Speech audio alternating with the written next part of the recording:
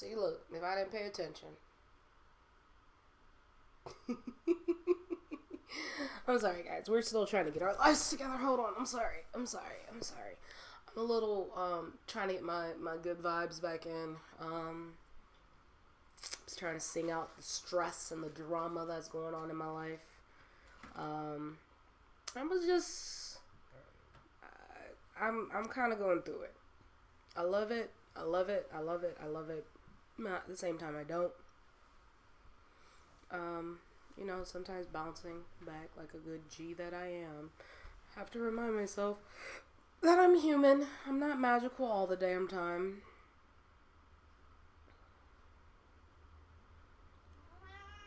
Man, what we not gonna do is have you go on some crazy stuff.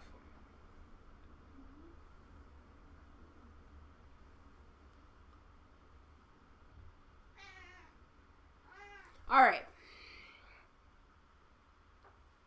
I just had to take a moment. You guys know I never start on time. I don't know why anybody is surprised anymore at this point. I love you guys for sticking it out and being amazing for it, because that's what we do. We're here.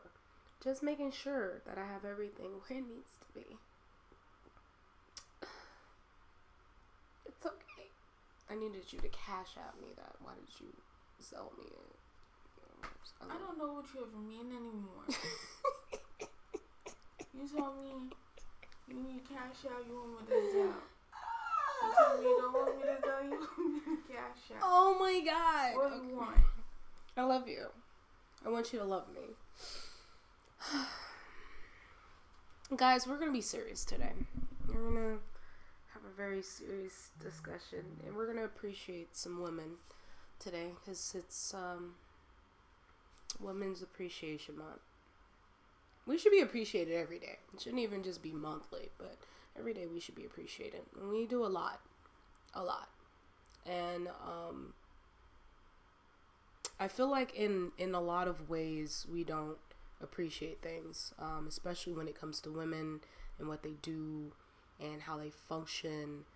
And I tell people a lot that, we do a lot. We do a lot of amazing things. So before I sit here and go into that, I'm going to take a moment. I'm going to breathe. I'm going to get myself zen. Get away from the craziness of my day. Because honestly, guys, like with the new schedule, I haven't really taken the time to find a good breaking point, because my schedule has been kind of straight from work, drive, then come here and come straight into a podcast.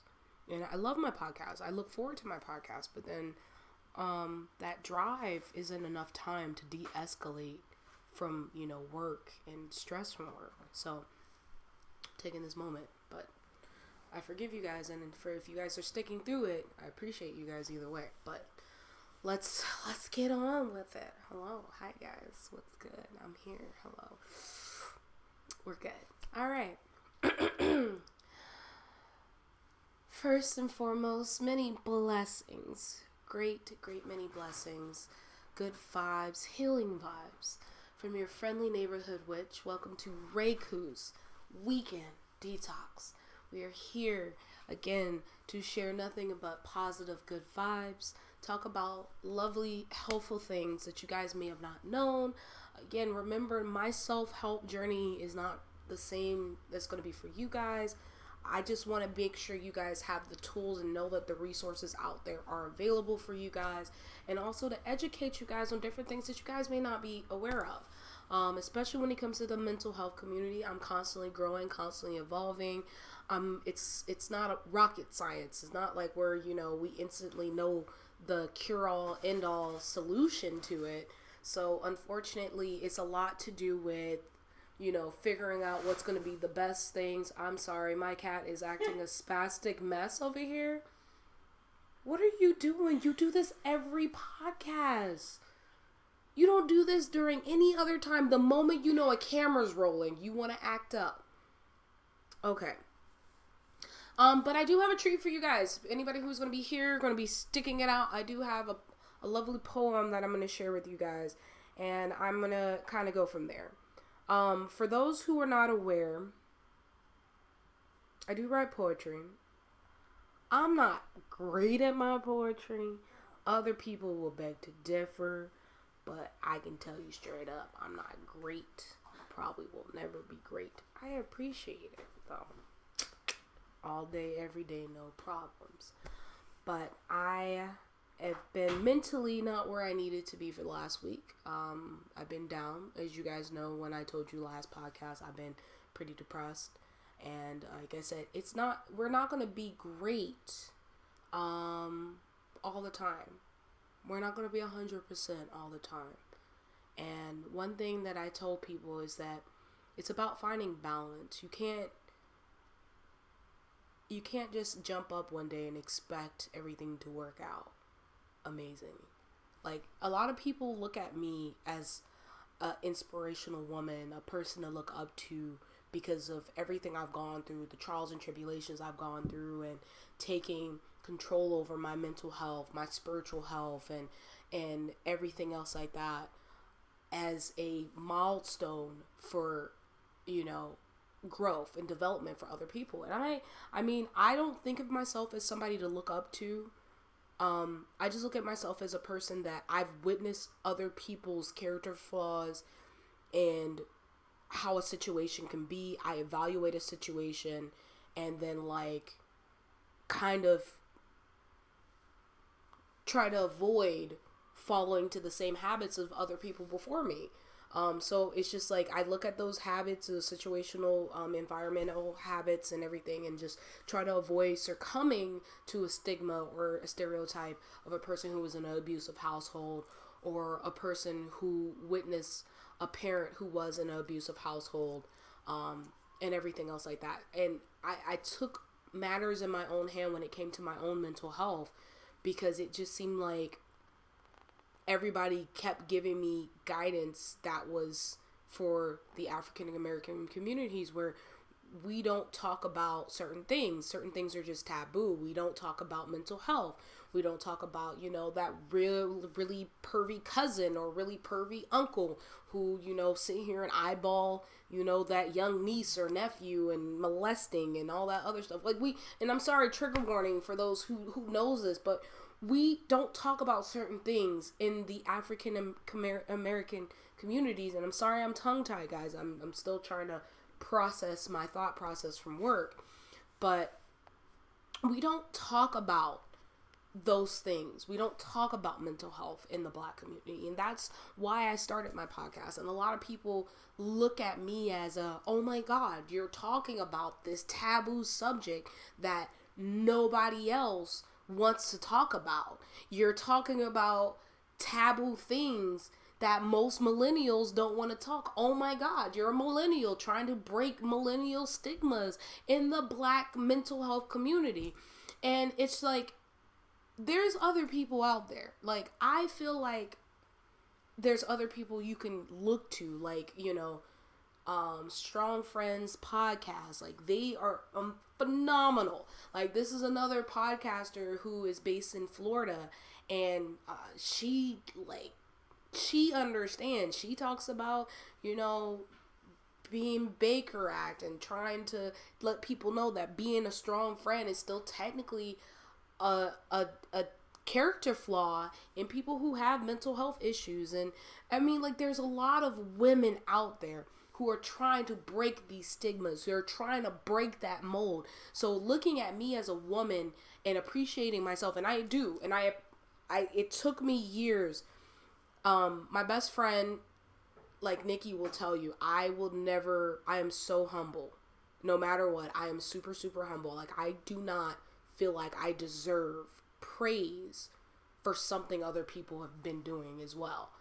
But at the same time, I have to take moments and realize that if it wasn't for people like me and other people out there in the world trying to make a change, we wouldn't have a month dedicated to remembering or honoring women who are trying to make a change. So I want to use me as a starting point as of what this episode is going to be about. We're going to look at other women, especially African American women, who have made some kind of change in the medical health field when it comes down to it. I want to be like them. That's why I'm going and I'm getting my degree in in psychology, so I can help other people get there and not just be a strong friend and be able to, because a lot of people don't understand, even therapists need therapy. They do.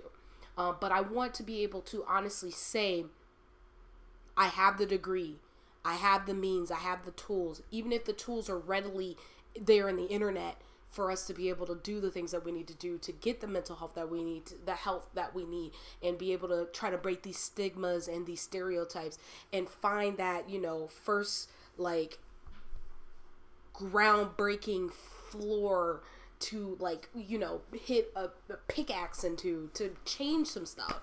Like, I appreciate those who have been there, who've actually listened. And like I said, I have a treat for you guys at the end if you guys stick it out.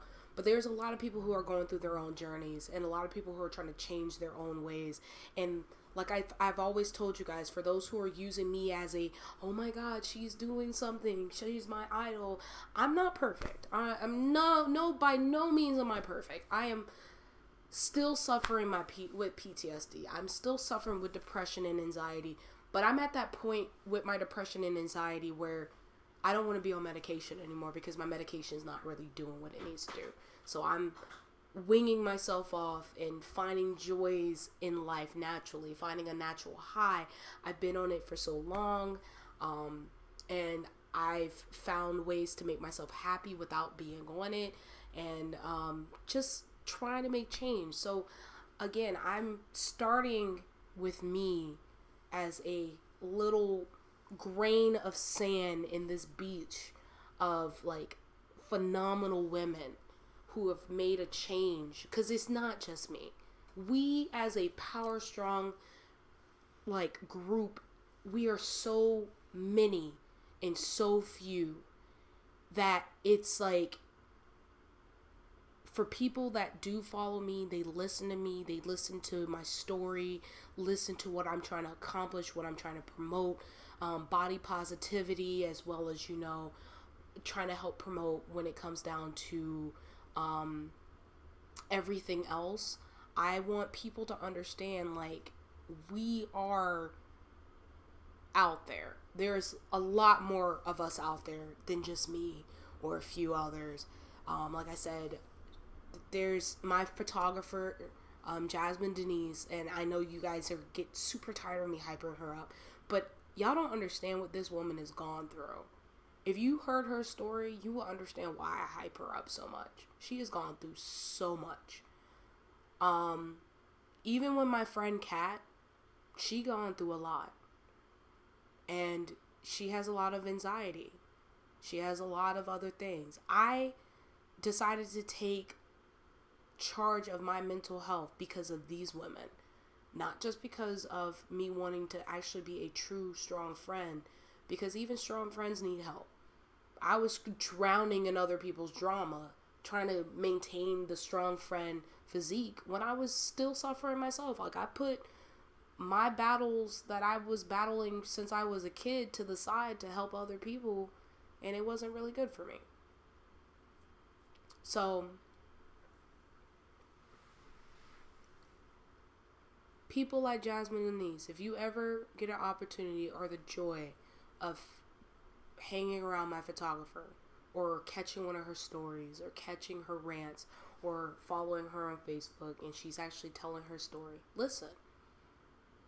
A woman, any woman in any capacity, especially a black woman, who's willing to be vulnerable to the public when it comes to mental health, to trauma, to bad relationships, and show that, yes, I may come off as a strong woman, but this is why I'm strong, and show that vulnerability, cry about it on social media, talk about it on social media to help other women who may be going through the same thing, if not similar things, to make them better and to make a change in our society, in our world. those are the women who have healed a lot more and gone through a lot more. And the women who I'm going to discuss today, some of the women I'm going to talk about today, is going to be some of the women who have made a tremendous change in the mental health society. And then I'm going to tell you guys a little bit background again. So again, I'm trying to give you guys a cliff note on why I'm the way that I am. And despite everything, why I'm not bitter, why I'm not angry, why I'm not, a person with a whole bunch of baggage and showing the baggage and coming off as the angry black woman in my life, and why I'm the way that I am. I tell you guys this all the time, but I'm going to keep telling you guys until it stick. So you guys will understand where I came from and why I am and who I am and why I'm doing what I'm doing today. So it's like, I want to make sure that you guys know. So here's some black women heroes in the health community that you guys may not have known. And this is talking about in medicine. Now, mind you, before I go into the details of that, let me remind you why I want to focus on black women. I'm not going to segregate white women in this in any way, shape, or form, but I want to focus on black women for this episode. Next episode, I will focus a little bit more on white women and other women out there. But in past history, black women have been subjected to testing, and even to some cases they have still been subjected to testing for testing purposes in both reproductive medicine and mental health, physical health, and men too. So for me as a black woman, I'm, as much as I do claim my other nationalities, because I'm not 100% African American, I focus on my black pride because of that to being how much we've gone through. And even then, with the little bit of Irish I have in my bloodline, Irish people have been enslaved. So a lot of people keep forgetting that Irish people were enslaved as well. So it's not just me saying, black is superior, or this, that, and the other. We've all in some way, shape, or form have gone through something. But I'm focusing on this episode when it comes to black medicine because of fact of being, we have been test subjects in history. There's proven history that we are been test subject, especially African American women.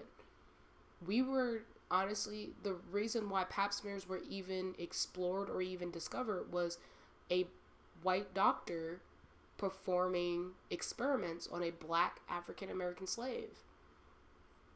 And that's how, pap smears came into fruition. So that's why I want to focus a little bit on this when it comes to this month of mental health. I want to talk about black doctors who went out of their way, because even in some studies, there was at one point of time in certain schools like, Princeton and a few other schools where they used the black students as test subjects even then, even if they were going in for the same degree as the white kids. And I'm sorry for the trigger warning. I'm always going to be straight up and honest with you guys. There's multiple resources out there. I could cliff note and, give you the resources. But what fun would that be? I had to do my research. I want y'all to do y'all's too. If you really are interested on the subject, there's plenty of resources out there. But when most people sit here and they talk about medical health, they always talk about white doctors. So they don't ever really talk too much about the black doctors out there that's made a lot of differences and impact out there, especially when it comes to medicine. So for a long time, women and people of color were not really welcome there, but then when they started coming in, they found ways of degrading them and not paying them the same equal amount. We're still at this point, we're still dealing with a lot of that, where we can have a neosurgeon or even a brain doctor who may be of African American or color descent and still get paid less than a white American doctor. there is major contributors and great strides that come into the medical field, especially for those who want to go into the medical field. I know that the journey I chose when it comes to being a psychiatrist is not going to be an easy one. It's not. It's going to be a very strenuous. There's going to be days I'm going to be like, I am tired. I don't want to do this no more. I want to quit. But luckily, I have a very good support group and a manager who's like, nah, man, you're gonna dish this out. There was multiple times this week I wanted to quit. Like, I was like, why did I subject myself to this? I'm like 30 years old. Why did I decide to go back to school now? And then I was like, well, because I took years off for marriage, like I was married and had to deal with the things involving my marriage. So that's why I took time. So when it comes down to, there's literally a whole generation of black healthcare workers out there that I feel like a lot of people don't know, they don't recognize, they don't get enough recognition, they probably, most people don't even know existed or exist if they're still alive. So one person that fascinated me a little bit, and it was like the main one I kept coming across when I was doing my research, was Dr. Joycelyn Elders. She, one of the most powerful voices when it came to public health over several years. She actually was around. She started off in the military. So she's a great vet. So she started off right after college and stuff, joined the military. And in 1956, she went to medical school, where she was basically required to eat in a separate dining room from the rest of her classmates. She had to basically be away from away from the rest of her classmates. She was placed in a room with the cleaning staff to eat. And Miss Elders was a monumental piece when it came down to the mental health and the public health. She was basically the chief resident at the University of Arkansas when she oversaw all the all male residents and interns. She fought very, very hard, and around that time that was about 1961 when all that started going into fruition. Around 1978, Elders became the first person in the state of Arkansas to become the board certified in pediatric endocrinology. Basically, she was dealing with, children. So if you know what that means, I don't feel like I need to explain dealing with pediatrics is children. So she dealt with that. And then she continued to construct research and working in clinical practices in the area through 1980s. Now, during Bill Clinton's Bill Clinton appointed her the head of the Arkansas Department of Health in 1987, where she basically explained sex ed and conversation on a national level as well when it came to sex ed and the importance of sex ed. She basically overseen the Department of Health between 1987 into 1992, which, for those who didn't know, I was born in 91. So the next year is when she was no longer over the Department of Education. She basically, during that time, she was in her seat over, overseeing the Department of Health during those years. She brought issues, like public issues, to the forefront. Basically doubling childhood immunizations. So, people who needed the flu shots, tetanus shots, everything else like that. She brought forth the importance of that for your children because she cared about kids, white, black, everything in between at that time. She wanted children to strive because she knew children were important and their health was important to get it right for when they were adults. And she fought for that. She also expanding the state's prenatal care program, which a lot of the times at that time in that particular era, prenatal did not continue after a certain amount of months into pregnancy. Prenatal basically was like, all right, 3 months in, you're good, cool, you made it through the first trimester. No, she was basically saying you need prenatal care all the way up to the point of X amount of years into the child's already existence and being here and whining and crying, and that you still need that care even after your child is in this world. She brought that to the forefront because we weren't really fully educated. A lot of people don't understand that when it came to prenatal care and the human body and children and the development of it was so far in between, like, educational purposes. Like, people don't understand that we actually still don't have it down to a science when it comes down to prenatal care, when it comes down to the women's body, reproductive organs. Like, it's been less than 10 years. You guys would think that we have everything figured out, but we don't. But she made it important to deal with that. And she also increased home care options for the clinically and the terminally ill. So she thought about you from the time that you were a glimmer in your parents' eyes to the point that you were at your last point of life, and how important certain things were and how we needed to bring it to a forefront.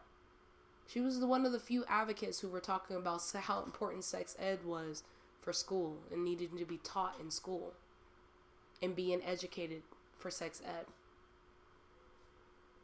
Now, mind you, this is a black African American woman telling people that we need to educate our youth in school.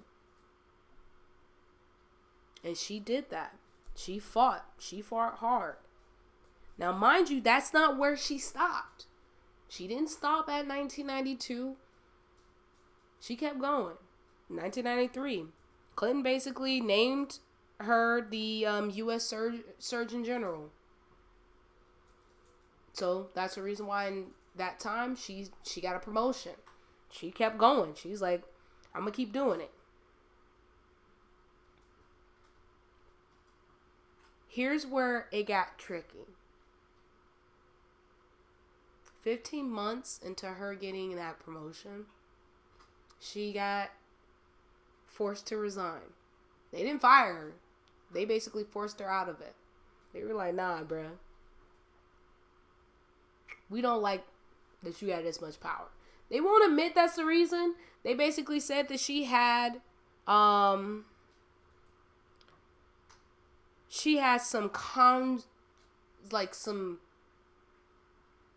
I don't want to say conversational, but like some unconventional views on contraceptions. And she felt like she wanted to distribute condoms at sex eggs in high school, and teaching as masturbation as a legit way of expressing human sexuality, versus having sex. Of course, the Christians they're gonna have a huge problem with that. Like, no, you're not gonna teach my child to masturbate, because we were still in that time where, masturbation could cause you to go blind and get fur on your hand and stuff like that. Like, literally, that's why she got forced to resign, because the Christians and the people in the Bible Belt didn't appreciate her views on telling the kids, hey, I'm going to pass out condoms to keep you from we can't keep you from having sex. It's not like we can put a ball and chain on you or put a chastity belt on you like in the old days. We're going to give you condoms instead so you can practice safe sex. We're going to educate you about safe sex and the flaws of that goes on it. And we're also going to sit here and express that masturbation is healthy for you. Now, if you guys, sidebar on that, most people know, if you guys ever talk to Britt, which is one of my mods, she will tell you her first day of meeting me is, or her first interaction of meeting me is when I was in high school, and I literally was with a group of seniors, and I was a freshman, because people didn't believe me. I was legitimately a freshman, but I always hung out with older people. I told them that masturbation is healthy for you. It relieves XYZ. I was a little too mature for my age as a freshman. I wasn't having sex, but I was very mature for my age. And I tell people, like, it is what it is. So I honestly don't disagree with Miss Elders. Like, Dr. Elders, no, she get all my respect. Because honestly, at the end of the day, I was telling people masturbation is healthier for you than having sex in high school.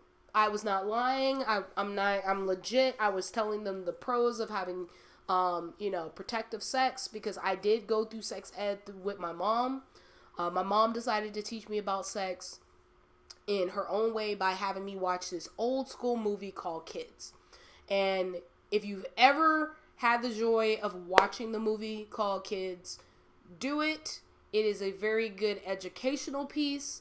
It is a very traumatic experience of these guys who are taking these girls' virginities and then passing AIDS around to each other. It's not like an educational movie. It's a legit movie that they made about kids having sex and older boys taking advantages of younger girls who were like 14, 13 years old and having, unprotected sex with them and passing AIDS around. I don't suggest, if you've never see it, to not watch it with, I don't suggest you watching it with your kids, legit. If your child says, oh, I'm gonna go watch this movie called Kids, you might want to kind of like look into it, because honestly, that movie scared the crap out of me. So I tend to not talk too much about it. But if you've ever want a movie to have a traumatic experience, that will be the movie to watch, because it would definitely teach you some sex educational stuff and tell you that masturbation is a lot better than having sex and going out and having parties. Honestly, I think that was the reason why I was a weird kid in high school, where I didn't want to go out and have parties, because I just instantly thought that everybody was doing the same thing that the kids were in this movie was. That's the reason why my mom was like, well, if you're going to have to do it, you're going to explore and you're going to do this and this, you might as well masturbate. But, I mean, my mom literally had the same idea as Miss Elders, Dr. Elders. Now, another person I want to go ahead and talk about, because a lot of people don't understand, is Dr. Donna Christensen. And yes, that is Donna Christensen. She is another doctor that a lot of people don't ever talk about. She was elected as the delegate for the U.S. Virgin Islands. So for those who are from the islands, we're going to be talking about somebody there. In 1996, she was the first female medical doctor to serve in Congress, but was far from her first achievement. She was one of the first, let me say this again, first female medical doctor to serve in Congress. But again, this was not her first achievement. She basically started working in emergency rooms in the Virgin Islands and working her way up. Again, and this was like in 1975, so this was around like the 1970s, so around the time that my parents were like kids, because my mom and my dad was born in 1970, so this is like 5 years into there. So she was hustling. She was bona fide, like, I'm gonna be running around just like all these other doctors in the emergency room. And then she got into community organization, talking to her parents and learning about their social and political concerns.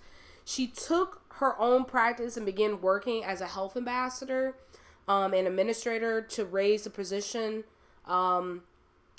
get basically raised to the position of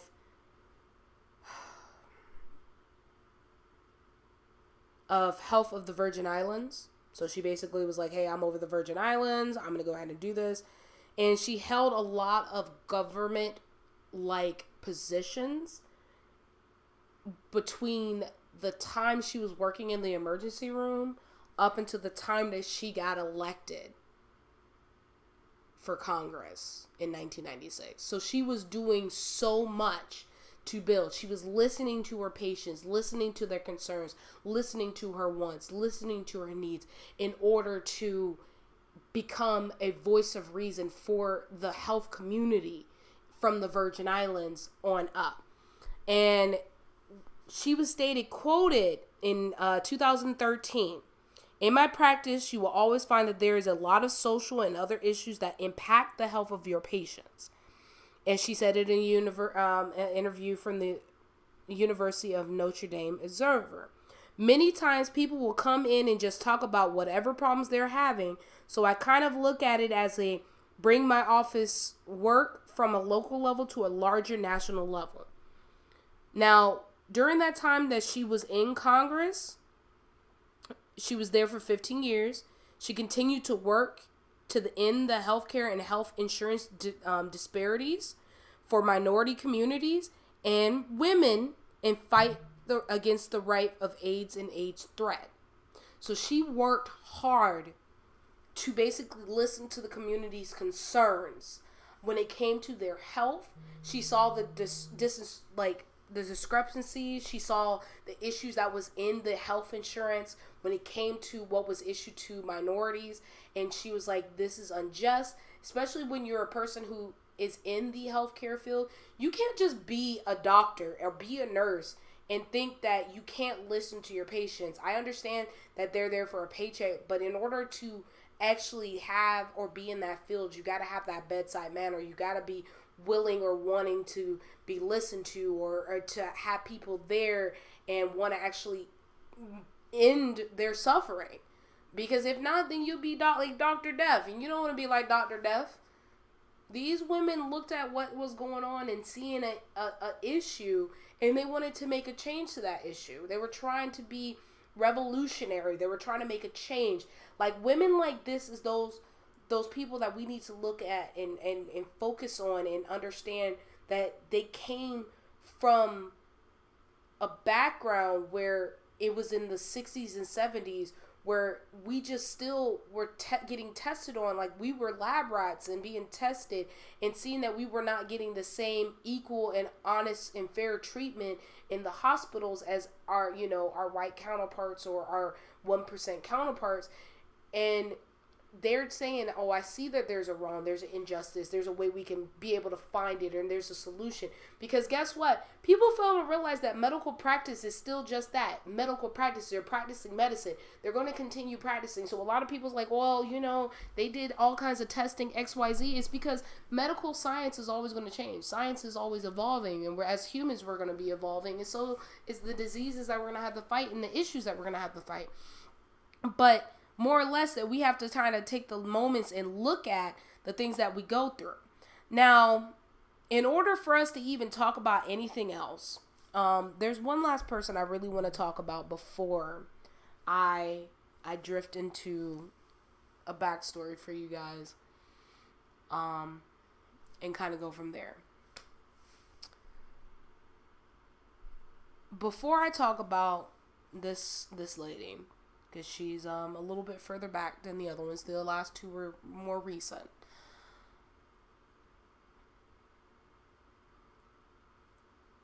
Health in its own self is a very important thing to look at. Mental, physical, spiritual, all of its health. And when I tell you guys, as a person who has my own health issues I battle, and as a person who recognize I have trauma, that I have PTSD, that I have a certain attachment style, and I am, protecting my energy by pushing people away or doing stuff. These women did the same thing. They noticed a trend, or they noticed things. As women, we notice a lot of things. Men notice things too, but women, we're a little bit more, a little observant. We pay attention, and we don't bite our tongues a lot. And I get that a lot of people don't understand that doctors are going to continue practicing medicine, but unfortunately, they're necessary evils. They're here for a reason. They have to be here for a reason. So with the last two most recent women, let's talk about Mary Mahoney. Now, Miss Mary, she was the first black professional nurse in America. She was known for her contributing for both local and national health organizations. She graduated from New England Hospital for Women and Children, training school for nurses in 1879. I'm going to get my years correct. At the age of 37. So she started being a nurse late in years. She was one of only 3 people out of 42 to complete the difficult 16-month course. Because of the difficulty she faced finding a hospital job as a result of her race, she spent most of her, basically her next 3 decades working as a private nurse, under the table. So she really wasn't on the books per se as a nurse. She was in the office, but in the back, she was doing all the stuff in the background. Nobody really was giving her any recognition. And it was hard. Again, that's 1879. If the women in 1993 to 2013 was still having some issues, you obviously know if I was talking about 1879, we were definitely going to have some issues there. She spent most of her time, like I said, as a private nurse. She was renowned for her compassion, her patient care. You would think that she was like a mother when it came down to the people. She became the director of the Howard Orphan Asylum for Black Children in Long Island, New York. For those who weren't aware. So people who are New Yorkers probably know about her or heard about her. Following more than 40 years working as a nurse, she dedicated much of her time campaigning for women's equality, including being one of the first women to register to vote in Boston in 1920. And in 1993, she was indicted into the National Hall of Fame for Women in New York for her civil rights and medicine. There is a lot of people that do not understand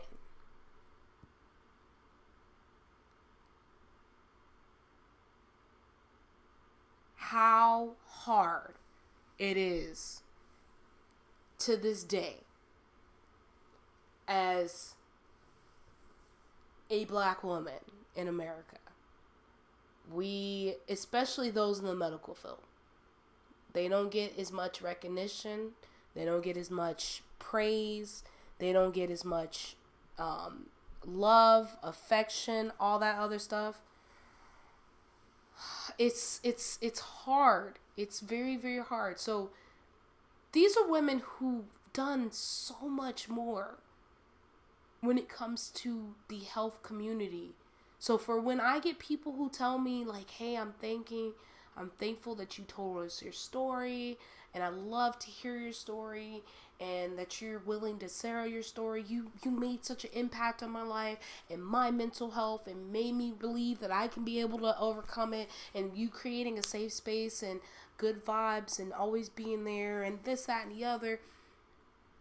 It's literally pennies compared to these gems, to these women who went so far and beyond to make a change as African American women, to make a change in our world. And like I said, it's not just African American women. There's a lot of women out there in this world who has made monumental changes when it comes to mental health, physical health, spiritual health. Not these women who are just like, oh, let me give you a quick get help quick scheme and quick health.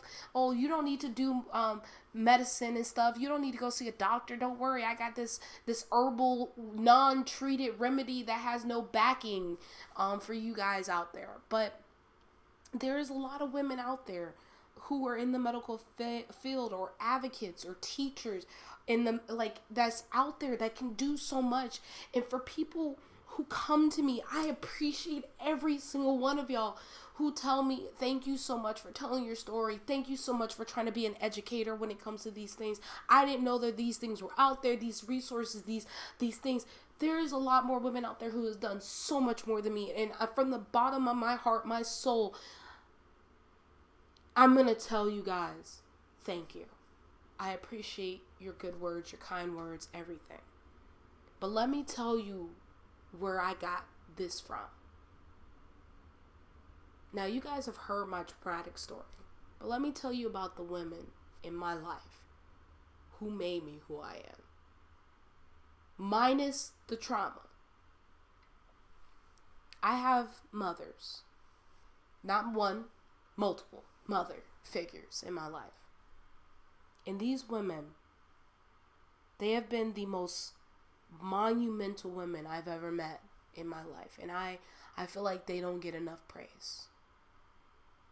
I have friends who are strong powerhouses, that they are forces to be reckoned with. And they've gone through so much. They are literally goddesses to me.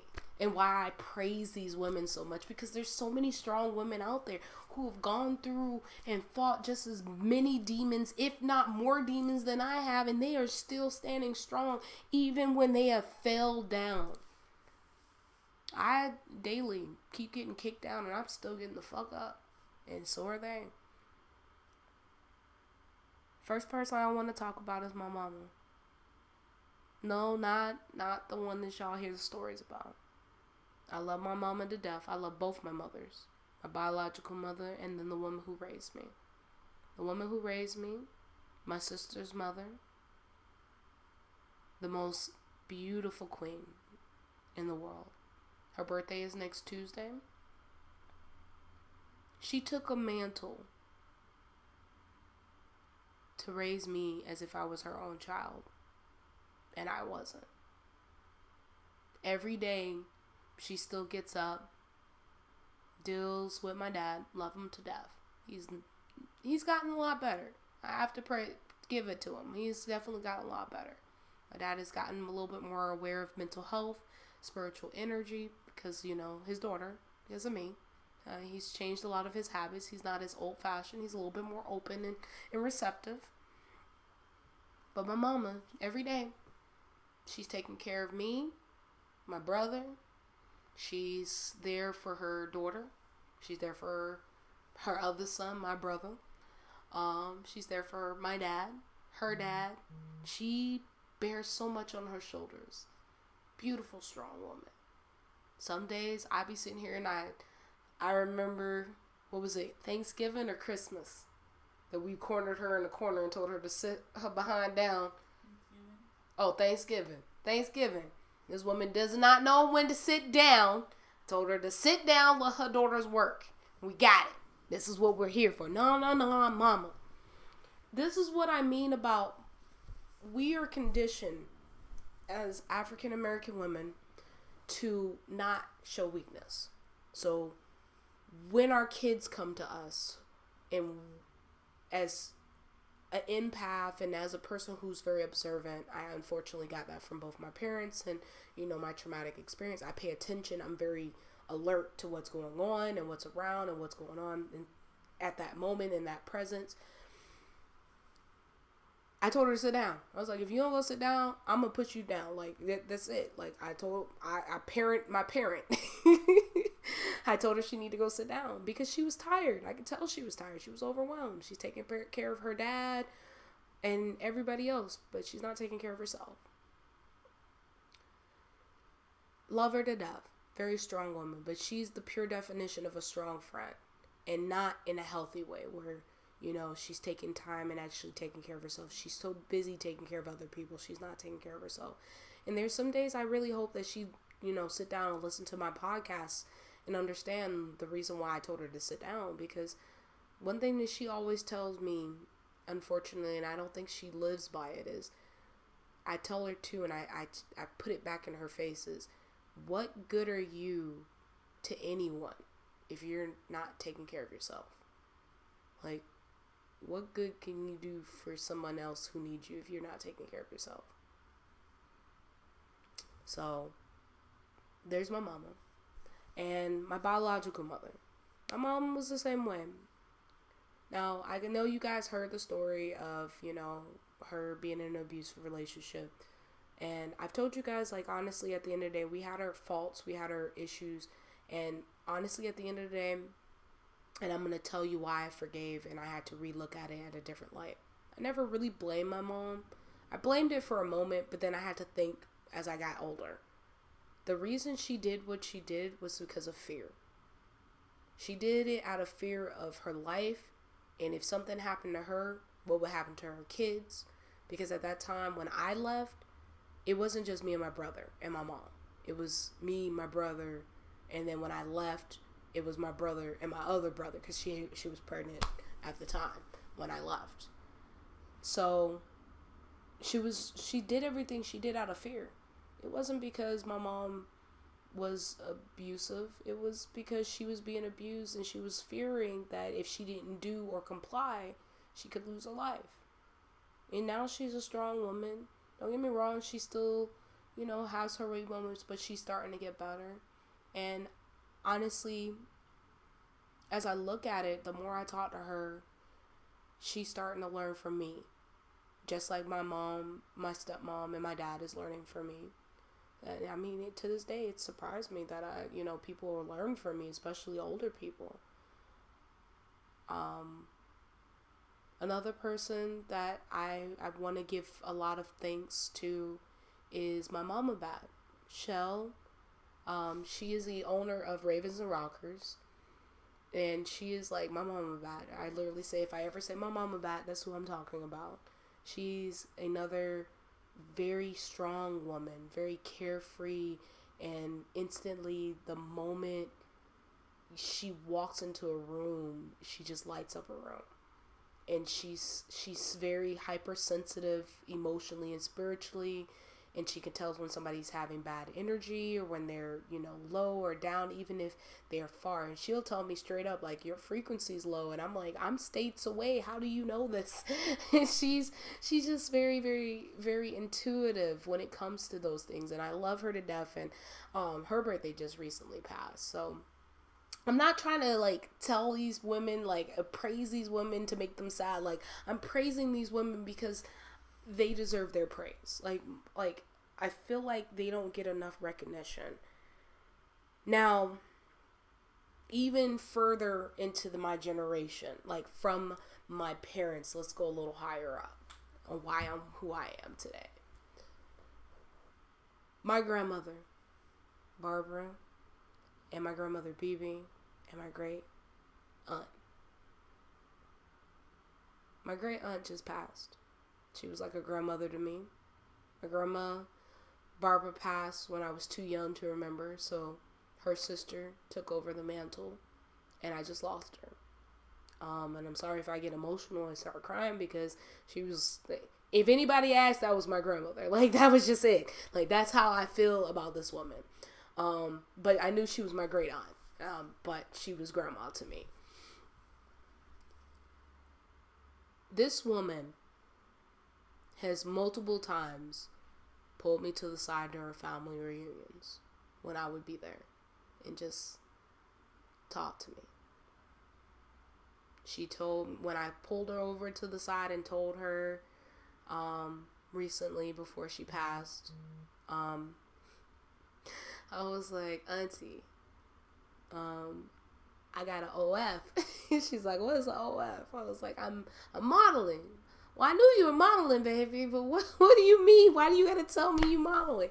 And I told her what kind of modeling I was doing, and I was writing poems. She's like, well, go ahead, baby. You and my shady baby and stuff. Y'all both beautiful, baby. So I know y'all can go ahead and do it. And I know you killing it in the modeling game. As long as you ain't hurting nobody and you happy, that's all that matters. And with her giving me the seal of approval to do the explicit content modeling I'm doing, I was like, Auntie is proud of me. That's all that matters.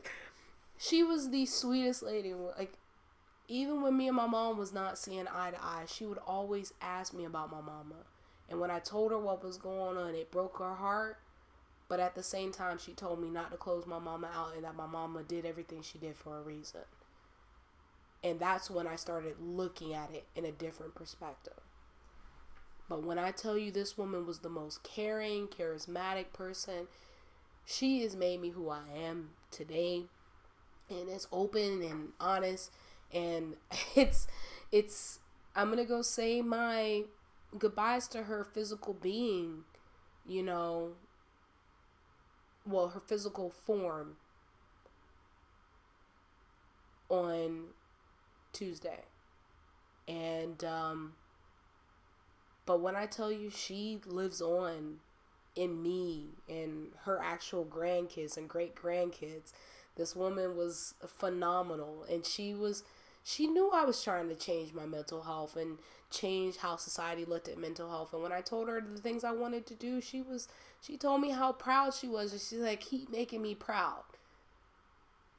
This woman was the sweetest woman in the world. And she was the reason I didn't hold any hate in my heart. Because she told me, don't walk around holding hate in your heart. That's heavier than holding love in your heart. You will never have room for love if you have nothing but hate. How do you expect somebody to love you if all you do is hate? So I could have literally been a very hateful person. But when I tell you this woman basically told me not to be a hateful person, and my heart and my soul knew I shouldn't be a hateful person, honestly, everything she told me is the same thing everybody else who has been a monumental impact in my life, my growth, my development, was because of her. Everybody has repeated the same thing. If you hear the same thing from multiple people, from different people who have no intertwine with each other, then obviously you need to go ahead and do it. But she was literally, out of all three of those women, my grandmother, both my mom and my dad's side, and then my great aunt, literally is the reason that I am the way I am today. And she was a combination of all three of them. Like, she had the goofiness and that loving compassion and will always be there and just loving. And it warms my heart knowing that all of them are watching over me, and they are, my guardians to this day, and they live through me and the rest of our family. And it's like, it's sad, yes, but it brings a warmth to my heart knowing that their spirits are going to continue living on, and their knowledge is going to continue living on through us. And as long as we honor their memory and we continue living through their memory and wanting and living by what they told us and guided us, we're going to continue being great. Like, my grandmother would not want me to be a hateful person, but she also wouldn't want me to fuck around with people who wasn't good for me. She told me straight up, no, we are not going to do that. You are not going to end up being that type of person. You want to love these people unconditionally and compassionately, family or not, or love them from afar, even if you don't fuck with them. And that's just it. You are not going to sit here and let them have that kind of control on you. I will not evil talk or bad mouth anybody I don't fuck with. I ain't going to continue giving them that energy, because my grandmother's told me growing up to never go on.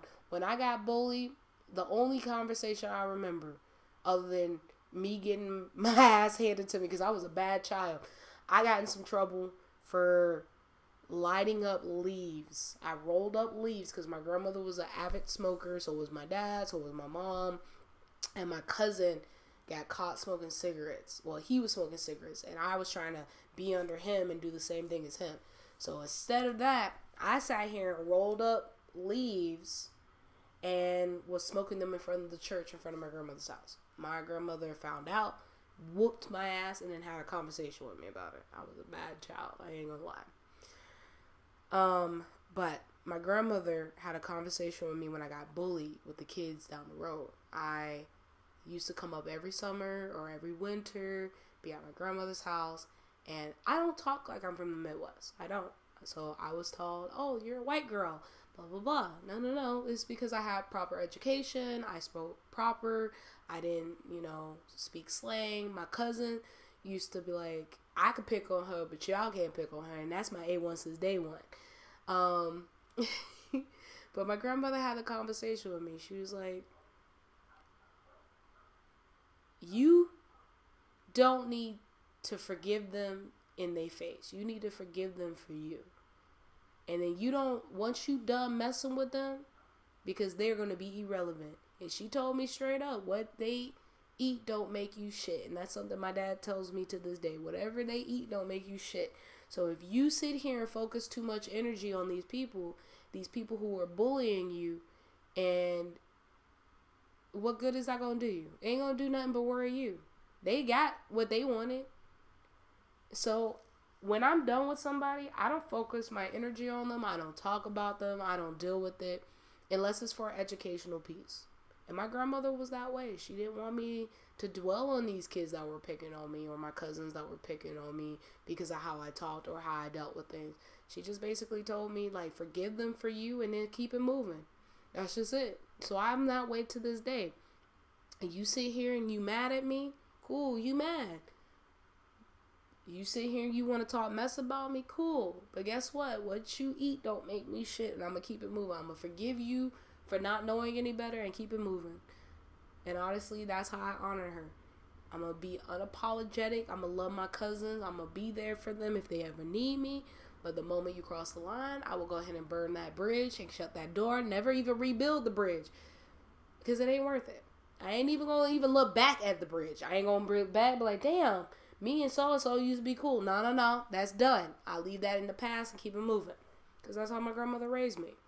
But I always will love people and be uncompassionate. I will be very compassionate, not uncompassionate.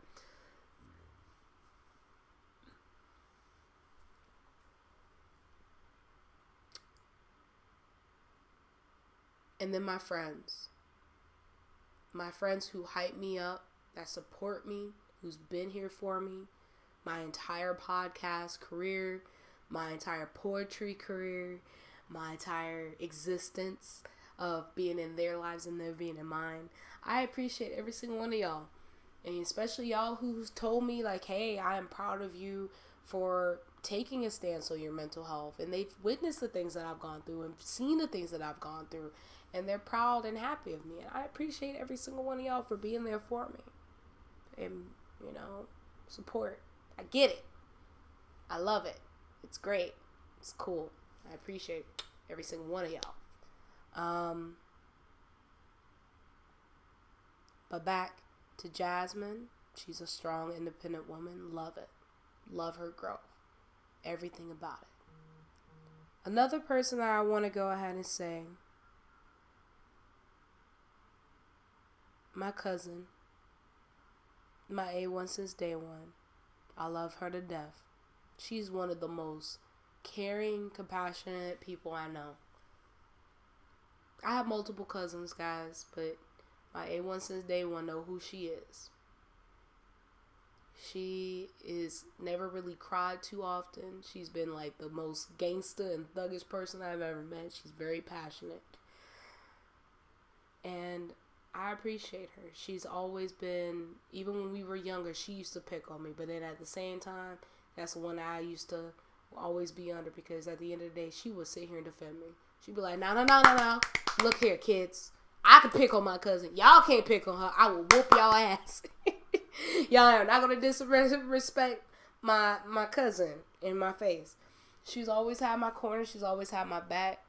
And even when I decided to model, she's sitting here talking about, Tink, you grown. Because that's my nickname. She's like, Tink, you grown. She's one of the few people who get away with calling me that, other than my brother. But she's like, nah, man, Tink, you grown. Do you, babe. Boo. And look at you. All right, I see you, cuz. Be hyping me up, talking about, okay, boo, hard eyes. If anybody else doesn't give me no damn hard eyes, I know my cousin gonna give me some damn hard eyes. That's just it. Point blank, period. That's boo. That's A1 since day one. My sister don't give me no damn hard eyes. She don't love me like that. But I understand. She just glared at me. And we're not going to talk about my damn cat. My cat's just always here. He's always support. But let me go ahead and tell y'all this.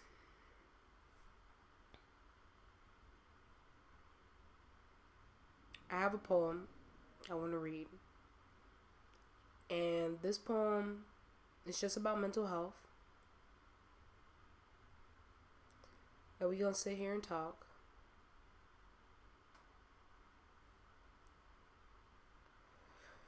I thought I had it pulled up. I don't have it pulled up. For those who didn't know, here's Nigo. He's making his normal guest appearance on the show. In the corner right here. Because that's just where he's at.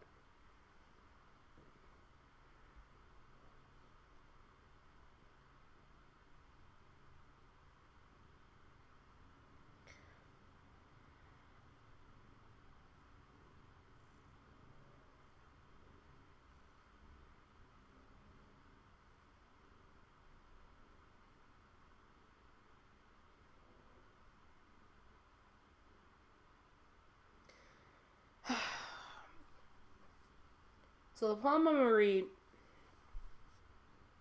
is called She's the Definition of Beauty. She is the definition of beauty. A smile that can carry you across the sea. Kindness that will fill you with joy, but you don't see the burden that she bears. Behind her beautiful eyes and beautiful brown skin that has nothing that you can even compare. It holds secrets that only a few can share. She walks through life day by day, fighting her demons and keeping them at bay. The beautiful ones always have the worst demons, the worst secrets. Anxiety, fear, depression, feeding on them. Will anyone save her from herself? From the hell created from within herself, from her history, her past. Not everybody has the wealth to get rid of it. She breathes and she keeps on living because that's what society ends up telling her she needs to do. Dating the wrong type of men or start taking drugs, slowly dying from the inside, and she doesn't scream, she doesn't shout, hiding the pain because she becomes numb, drowning it away in bottle after bottle, but every single day you see a smile on her face because that's what society tells her to do.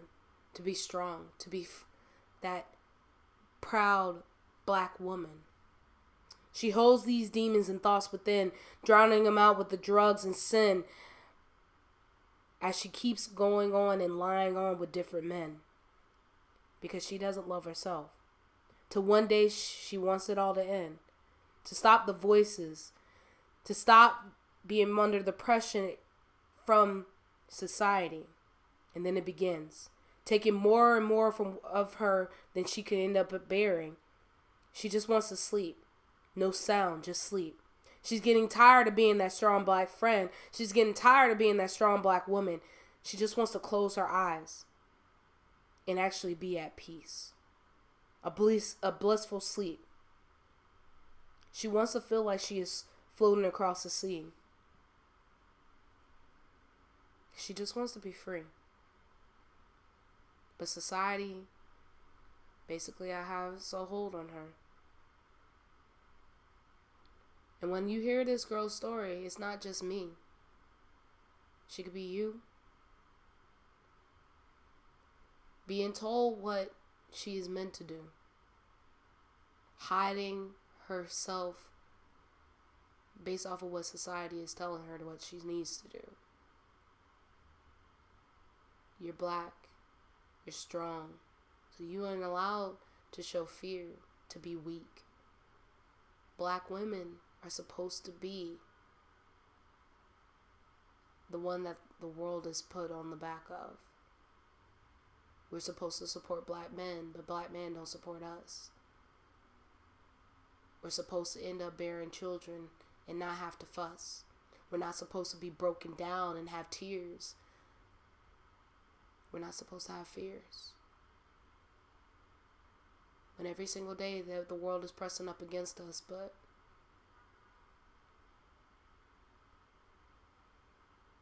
where are you guys when we need an ear?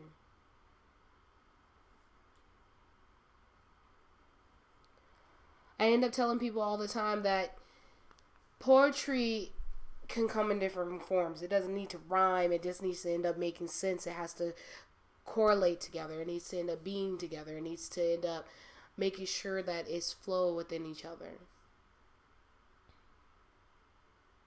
As a black woman who is trying to make a difference, and a millennial trying to make a difference, I want everybody to understand that there's a lot of resources out there. Don't look at us as, oh my God, she's being emotional, so she must be weak. No. For me, being emotional, that means I am tired. It means I don't want to be strong anymore. I want to be vulnerable. I want you to understand where I'm coming from, that I do feel pain, that I can be tired, that I can suffer depression, I can have anxiety. We're human. We're all human. We all bleed. But these women that I've talked about today, not just the people who are personal to me, they make a difference. They do.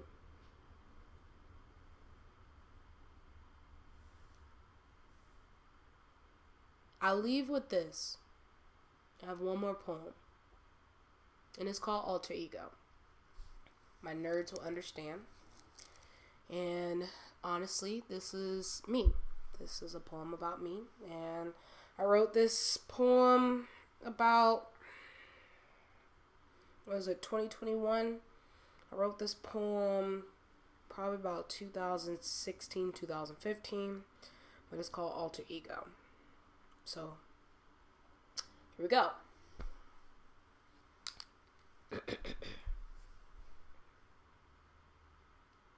Hi, I'm the Alter Ego.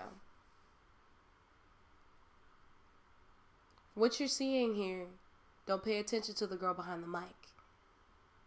Because that's just a lie. I'm the real thing that you're going to get to see. I look like I'm carefree without the insecurities. I am the girl that she wished she could be. You know, the one that is behind the mic. So I'm going to portray who I'm meant to be.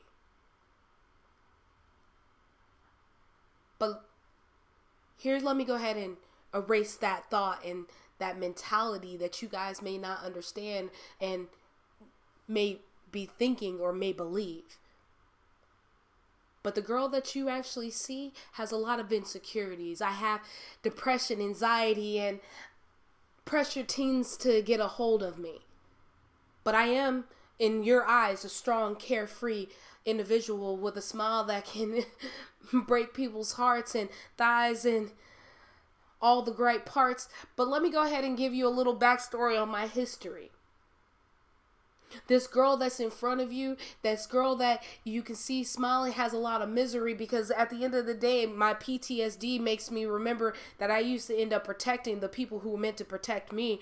But I don't want you to see that character flaw because society has made me who I'm supposed to be. And yes, that is a question because society has basically pegged me as a black woman. So I'm supposed to suck up those fears and suck up those tears and keep on moving on with my life and just keep on pushing through all that fears. Because guess what? When I sit here and I tell people my story, you might think that it's a lie. But I have to end up coming to the realization that these things are not lies. These are where I have to compromise. That I can end up succumbing to what those things have became of me, or I could sit here and cry and weep and tears can fill within me and society may even pity me. So instead of being pitied because I sat here and protected my protectors and let people who were supposed to protect me cause me misery and sadness and pain and depression and PTSD and all these words that is foreign because of my skin color and my demographic, have you pity me? I'd rather not be that version that you see. So when you see me out on the street, what you're going to get is me running into a booth, basically taking off my beautiful suit like Superman, jumping out and saying, I'm no longer Clark Kent. I am now Superman. So what you're going to end up getting is this woman that you see in front of the mic, and it's going to be me when I sit here and say, hi, I'm the Alter Ego. Because I don't want you to see my character flaws and see the pain that I went through and all the scars. Just remember, guys, my motto, stay hydrated. Educate yourself. It's okay to not be okay. Self-love is the best love. Self-care is the best care. And until next time, we will talk about more women out there who have made a tremendous feat in the world, in the medical field. Not just those who are minorities. We'll talk about a little bit more. I have a lot of women, all the way from white, Asian, black, and everything in between. There's a lot of women out there in the medical field that has done tremendous work, but I wanted to focus on black women because just like our other counterparts, they've gone through a lot. Just like I've gone through a lot. And for those who praise me for wanting to make a mark in society, I'm not the only one. Again, I've said this before. Check out Strong Friends podcast. They are beautiful. She's a very beautiful, beautiful, beautiful hostess that will help you understand. So, till next time, guys, stay hydrated, stay blessed. Remember, you guys can follow me on social medias. You do !socials. And make sure you guys follow the Twitch, follow the follow button, keep the link up, make sure you guys stay amazing, and just know that I love you guys. If nobody else told you today, you guys are amazing, you guys are great, you are special, you are valid, your feelings are valid, and continue on with your strengths. I see you, and I'm proud of you. This year might be hard already, but we are going to make it through it.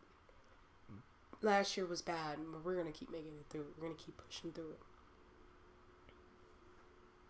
Until next time, peace, love, and everything in between.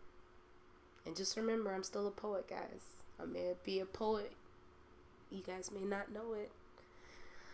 But always smile and protect yourselves.